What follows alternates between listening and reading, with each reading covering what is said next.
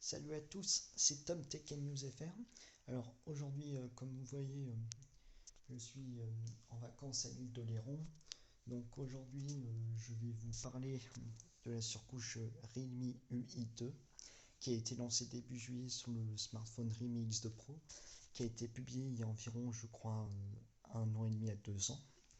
Donc aujourd'hui, je vais vous parler de cette surcouche qui a beaucoup changé et dont il y a de belles évolutions. Donc maintenant, c'est parti, place au générique.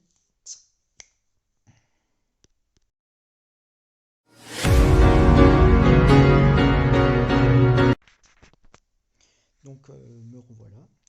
Donc d'abord, nous allons commencer par les différents changements de cette surcouche. Donc du coup, d'abord, je vais vous dire l'introduction. Donc d'abord, je vais dans les paramètres. Donc pas de changement au niveau de la carte SIM. Donc, ensuite, au niveau du Wi-Fi, il n'y a rien. Ensuite, donc c'est là que ça a changé. Donc du coup, vous allez dans personnalisation et vous avez les fonds d'écran, plus le Always on Display, plus ensuite les styles d'icônes, les diapositions des applications, plus ensuite les animations d'empreintes digitales, ensuite les couleurs, la taille d'affichage de la police, tiroir de notification et éclairage des bords. Donc dans Always on Display, donc comme les surcouches d'avant. Donc du coup, vous pouvez personnaliser si vous voulez arrêter le Always on Display lorsque vous dormez, par exemple de 23h30 jusqu'à 7h. Donc vous pouvez personnaliser comme vous voulez. Donc du coup, moi je me suis nommé Hello #Thomas pour que ça fasse un bon style. Ensuite, le motif personnalisé avec les différentes horloges, avec un mode électrique, plus en sorte de petits flocons, etc. Sinon, vous avez même des textes seuls comme Web Plus avec Hello World, plus ensuite Passion makes we warm I am, et ensuite Take you passion to the extreme. Donc ensuite vous avez texte et image comme je vous l'ai dit, vous pouvez personnaliser comme vous voulez. Et vous cliquez, tapez le texte ici, ou sinon même vous pouvez changer la couleur du texte, ou même l'alignement et la position du texte, ou même la taille du texte, plus l'emplacement des caractères, plus l'emplacement des lignes, l'image floue, coin arrondi, et ensuite vous pouvez ajouter l'heure, la date, la batterie, les notifications. Et ensuite vous faites appliquer. Et ensuite à part ça, comme la surcouche d'avant, vous avez les mêmes horloges. Donc c'est franchement cool. Donc ensuite, vous pouvez personnaliser aussi les styles d'icônes, comme je vous l'ai dit. C'est comme, donc il n'y a pas de changement, vous pouvez personnaliser comme vous voulez. Ensuite, la diaposition des applications. Vous pouvez afficher les colonnes comme ça, comme ça, comme ça, ou comme ça. Donc c'est vous qui voyez. Ensuite, vous pouvez personnaliser les couleurs avec la combinaison des couleurs entre froid, chaud, rose, morandi, ou avec les couleurs comme orange, jaune, comme le logo Realme. Moi j'ai décidé de mettre la couleur jaune parce que ça met un petit peu plus de couleur à la fan, parce que moi je suis un fan de cette grande marque qui est très important pour moi. Donc ensuite, vous pouvez personnaliser les différents styles d'animation de vos empreintes digitales, comme ça. Donc excusez-moi, je viens de faire un petit texte d'empreinte digitale. Donc nous revenons dans les paramètres et ensuite nous allons dans personnalisation. Donc vous pouvez personnaliser les différentes couleurs comme je vous l'ai dit. Ensuite le tiroir des notifications, formé comme ça, comme ça, comme ça, comme ça ou comme ça. Moi j'ai décidé carré parce que ça met un petit peu de style.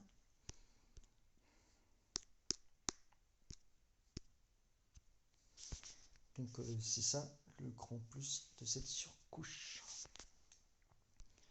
Et ensuite dans les sons et vibrations.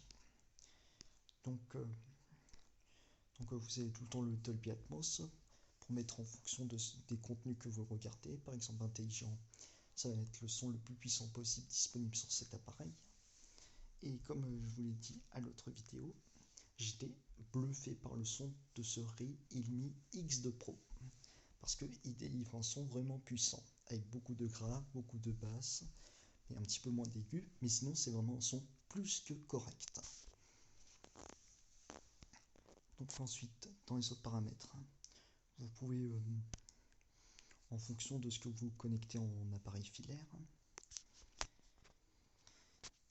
donc ensuite dans affichage et luminosité, donc du coup le grand changement, donc du coup dans plus, vous pouvez basculer entre 60 et 90 Hz comme d'habitude, ou même 120 Hz si jamais vous êtes sur le Realme GT que je vous avais présenté il y a quelques temps, parce que franchement ce smartphone il vaut largement le détour par rapport aux autres smartphones concurrentiels qui sont plus dans les 700 à 1000 euros.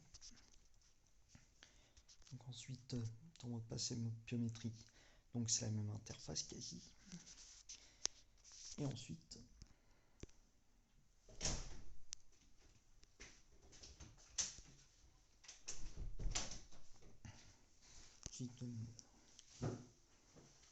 c'est le mode de différentes performances.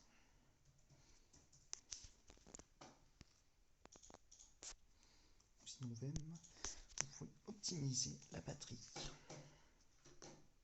Qu'est-ce que tu fais, Thomas? Je me fais une petite vidéo. Une vidéo. Tu regardes une vidéo ou tu.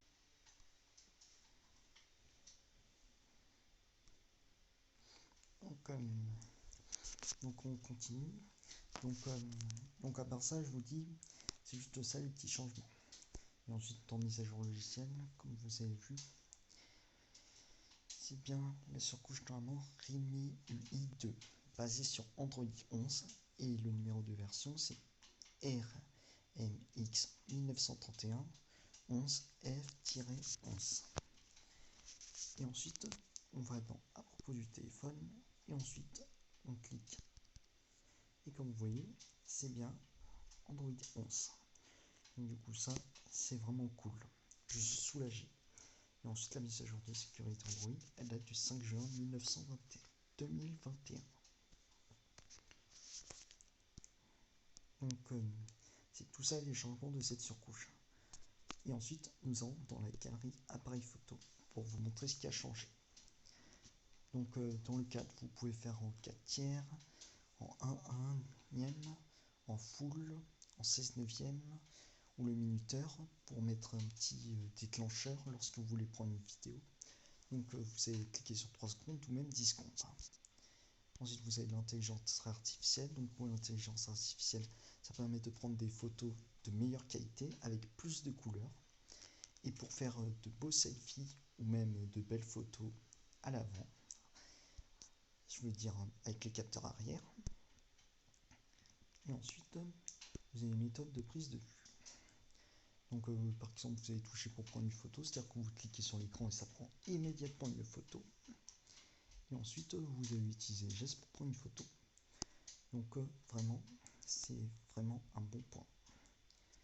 Et ensuite vous avez les différents modes de photo, c'est-à-dire comme le ralenti, la timelapse, l'expert, etc.